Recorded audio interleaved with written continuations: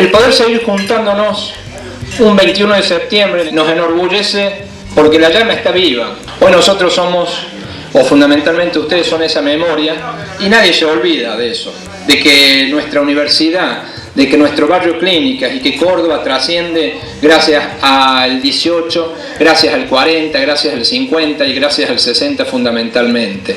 El estudiante de la época que yo vine a Córdoba era un soñador, era una persona de una honestidad y de una claridad de pensamientos y de sentimientos.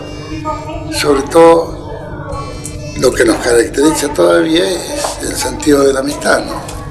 Que era una época de grandes luchas por acabar con las medidas limitacionistas que había en la época, la desaparición de los exámenes mensuales, los exámenes de ingreso, la condicionalidad estrecha, en fin, toda una serie de medidas que las autoridades universitarias establecían para reducir el cupo estudiantil.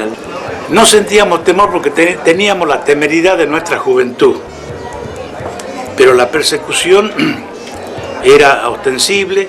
Las asambleas estudiantiles siempre había gente de orden público que estaba infiltrada. Hablaba mucho, se conversaba mucho, el barrio Clínica era un reducto de la Reforma, el comedor estudiantil era otro reducto. Que no podamos pasar esto como si fuera nada más que una anécdota en la historia, sino que fue algo mucho más trascendente que no empieza ni termina en la universidad. Nosotros que llegamos en el 47 ya heredamos esa rebeldía de los estudiantes que no aceptábamos precisamente esas imposiciones del régimen que gobernaba el país, donde las libertades estaban totalmente abolidas. La nueva ley universitaria hizo posible el gobierno tripartito, no paritario. Se aplica la nueva ley universitaria y son elegidos por elecciones los estudiantes como consejeros estudiantiles, los egresados como representantes de los egresados y los profesores como representantes de los profesores. Yo más bien creo que fue una reacción de aquel estudiantado en contra de los privilegios de la universidad. En el comedor, aparte de comer al mediodía a la noche, se realizaban para el Día del Estudiante bailes, se hacían reuniones de las distintas agrupaciones también, se armaban asambleas o discusiones imprevistas en cualquier momento. Quiero agradecer al doctor Cabanillas y al Ateneo Adelante por acercarnos uno de los hitos que yo me sorprendí cuando decía te voy a llevar a la Mimi, ¿qué será? Hola, ¿qué tal, capitán? ¿Cómo te va, querido?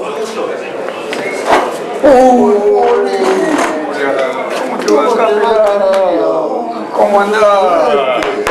¿Qué tal? Bien. Qué lindo. ¿Qué recuerdo? La Mimi. ¿Qué recuerdo? ¿Y a dónde la rescataste a esta? La tenía el doctor Cabanillas, ahí está. Ah, está, Cabanilla de la Vega. Contento de ver esta reliquia, ¿no? Pero que no le traje. ¿Vos las tenías? ¿Vos las conseguías? Claro, yo lo tenía en mi casa, En tu casa. 30 años. Hoy hemos tenido el enorme y tenemos de encontrarnos viejos amigos, viejos compañeros de la Reforma o de la universidad.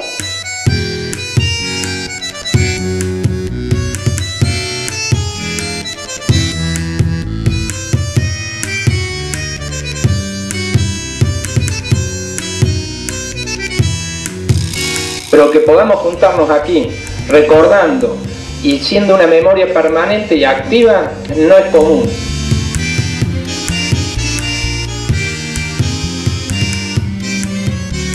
Ha servido a muchos países y a muchas doctrinas y a muchas ideologías de América en general sobre la base y la sustentación de nuestra reforma del 18. Nosotros notábamos el carácter latinoamericano de la reforma más que nada en la cantidad de estudiantes latinoamericanos que había, sobre todo peruanos, había muchísimos peruanos, colombianos, bolivianos, todos venían a estudiar a Córdoba, preferían venir a estudiar a Córdoba y no a otras universidades precisamente porque esta universidad tenía la fama de haber sido la cuna de la reforma en 1918.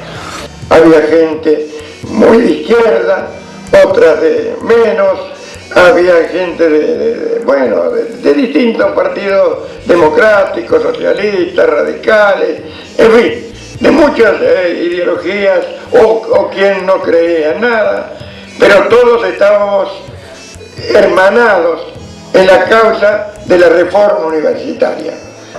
Por supuesto muy distinto a la época actual, ¿no es cierto?, donde el estudiante era un valor de la sociedad cordobesa. El barrio Clínica, donde viví por primera vez, en aquella época tenía esta particularidad de que había una casa de familia y el resto eran pensiones o casas de estudiantes.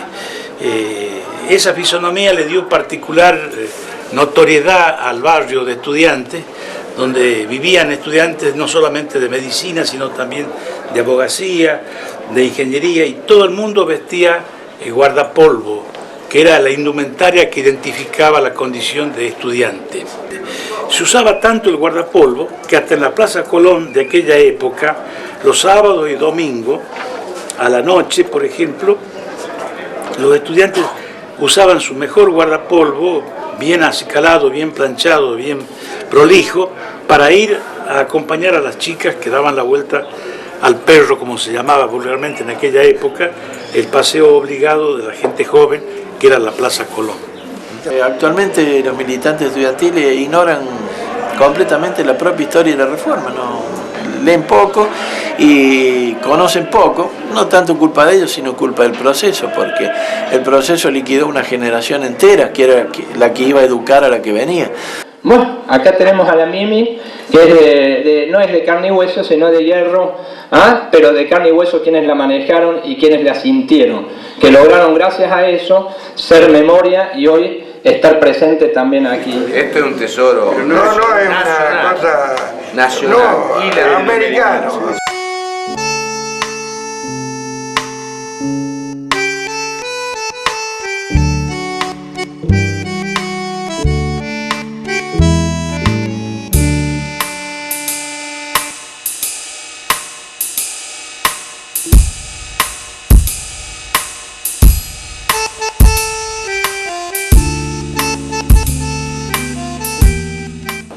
La Mimi, que era el reflejo de la voluntad de generaciones y de miles de jóvenes que querían un país mejor, y los medios de difusión no hablaban y no decían nada. La Mimi, con la voluntad y el pensamiento de los reformistas y la audacia de muchos muchachos que ahora son grandes o ya no están, Todo Córdoba como movimiento estudiantil panfleteando clandestina y a veces no, en esas paréntesis muy pocos que tuvimos en nuestra historia, pero que la Mimi estos años no estuvo dormida. Llegó a Buenos Aires, como siempre hacía la Mimi, cuando la estaban por capturar. Siempre me contaban los colegas más mayores que cuando estaban por allanar un lugar, un camioncito o un carrito se iba alejando en la lejanía, una cosa casi mágica.